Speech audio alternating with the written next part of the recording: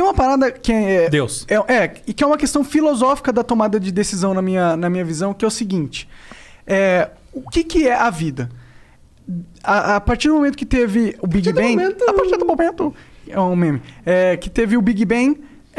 as equações meio que foram setadas de como o universo seria. Porque você tem todas as partículas que estão dentro do sistema ali, e você tem a lógica pelo qual o sistema vai reger essas partículas. Então, se você saber aquela matemática do Big Bang, você, em teoria, consegue calcular tudo que vai acontecer no futuro.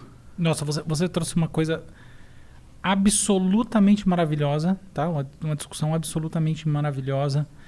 Eu não sou o cara certo para discutir isso, porque assim, tem pessoas que se dedicam em tempo integral a essa discussão. Mas a gente não consegue chamar o Jordan Peterson. Não, mas o Jordan Peterson não discute isso também. É mais moral, a questão moral, mal e bem e tal. Mas aqui, só para dizer o seguinte, olha só.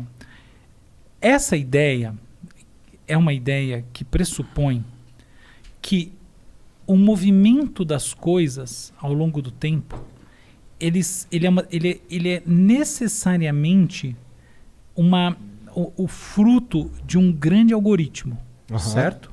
Ele obrigatoriamente, portanto, ele pode ser revertido às suas condições originais, perfeito?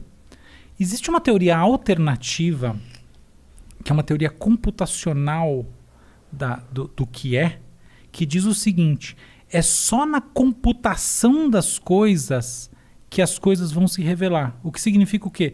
Existe um componente de acaso, vamos falar isso de uma maneira bonitinha, existe uma estocasticidade intrínseca, que quer dizer só o seguinte: shit happens, que não é previsível por mais que você tenha todas as equações do sistema original. Tá? Então, mas por que não é previsível? Por que não seria previsível? Se você tem a lógica e o que a lógica infere. Porque você tem porque existe uma impossibilidade na própria ideia de você ter o algoritmo fundamental. Essa é a ideia. Porque existe uma incompletude intrínseca na maneira de formular tudo o que é. Então, por exemplo, vamos definir qual é o algoritmo fundamental que gera tudo, tá bom? Então, ou seja, a partir desse algoritmo, todas as derivações vão estar contidas num sistema de predições, tá? Da mente de Deus.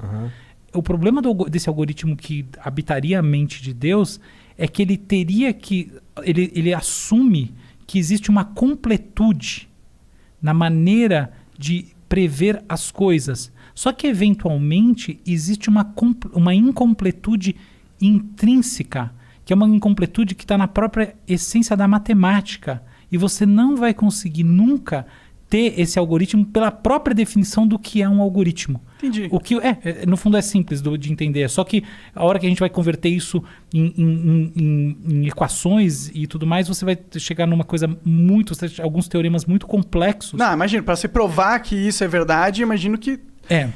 Pra provar a inconsistência matemática do universo, tá ligado? Exato. Assim, eu conheço gente, depois eu posso até indicar um cara pra vocês falarem. Talvez a pessoa mais inteligente que eu já vi na minha vida é o meu melhor amigo, por sinal, que é o Fábio Tal. Ele é um matemático, hoje em dia é professor titular do IME da USP. E ele é um cara que ele consegue colocar isso de uma maneira muito séria, porque ele conhece toda essa matemática. Então talvez seja uma pessoa legal para vocês conversarem sobre isso. E existem outras, tá? Mas o ponto... desculpa. Não é que eu só acho que se falou algoritmo de Deus, eu acho que é o oposto. Na minha visão, eu não acredito nessa visão o argumento que eu dei é destino.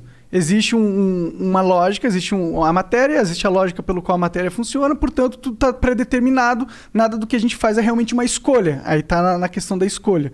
É sempre algo que a gente ia escolher isso porque é a lógica da vida. Eu não concordo com isso, eu não acho isso. Só que eu não acho que esse algoritmo tem a ver com Deus, justamente o oposto. Porque se esse algoritmo fosse verdade, a ideia de Deus não faz sentido. Muito bom, muito genial o que você falou, enormemente verdadeiro. Você não precisa de Deus para falar desse assunto, eu só usei a palavra Deus porque fica bonitinho. É isso mesmo. O algoritmo essencial. Talvez o algoritmo essencial não exista, porque existem hipóteses sobre como a gente pode criar fórmulas essenciais sobre as coisas que dizem que sempre haverá uma incompletude. Esse é o ponto, tá bom? E isso, na verdade, é um ponto que me deixa muito feliz, pelo qual ele aponta que talvez... Porque eu acredito em Deus, tá? E isso me aponta que que a hipótese de Deus, pelo menos, tem mais força na minha mente. Porque se fosse um matemático que dissesse que, porra, tá aqui escrito na matemática que tudo já foi pré-determinado, não faz sentido ter Deus. Por que Deus ia criar esse jogo e não dar livre-arbítrio? Por que ele vai querer ver um filme que ele mesmo escreveu, tá ligado? Mas aí a gente tá entrando numa parada filosófica que eu acho muito legal. Não sei se o seu público vai ter interesse. Ah, vai. Ah, não. Ah, não, então por mim podemos discutir essa parada muito legal. A propósito, é melhor você olhar por um outro lado, tá? Que assim, minha sugestão para você, que é a seguinte: a questão do livre-arbítrio, ela não necessariamente ela precisa ser relacionada diretamente à questão da estocasticidade das decorrências ao longo do tempo, tá bom? Isso é. Eventualmente você pode dizer o seguinte: não existe livre-arbítrio porque para eu tomar uma ação e para eu processar alguma coisa na minha consciência e para eu ter um sentimento ou o que quer que seja, existe um processo que é estruturado dentro do sistema nervoso. E quando ele chega nessa etapa em que ele surge a consciência, na verdade ele está sendo lido. Ele não está sendo produzido. Esse é um argumento bem mais palpável, bem mais forte. Então, por exemplo, assim, eu lembro de uns experimentos que eu fiz com isso, assim, eu conseguia prever com 99% de certeza a opção que alguém ia ter numa tela. Inclusive tem um negócio que eu fiz lá que dava para prever antes da pessoa se quer saber que eu ia perguntar isso para ela. Tá, isso aí eu não sou... não, tem um monte de gente que fez isso, tá? Claro. Então, por quê? Porque os processos decisórios são construções que acontecem em camadas dentro do cérebro, alguns milissegundos antes de você efetivamente deliberar, você tem uma pré-construção. Então, esse seria supostamente um argumento contra o livre-arbítrio muito mais consistente, que não depende necessariamente de você falar de toda a capacidade preditiva, porque a gente está...